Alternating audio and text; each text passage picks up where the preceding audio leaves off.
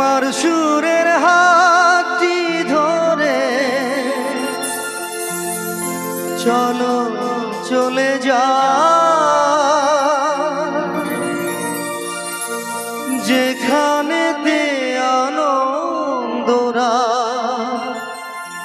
বাজে গো সদা। কথার ফুলে সুরের ভ্রমর, যেথায় মিলন সুখে আসে,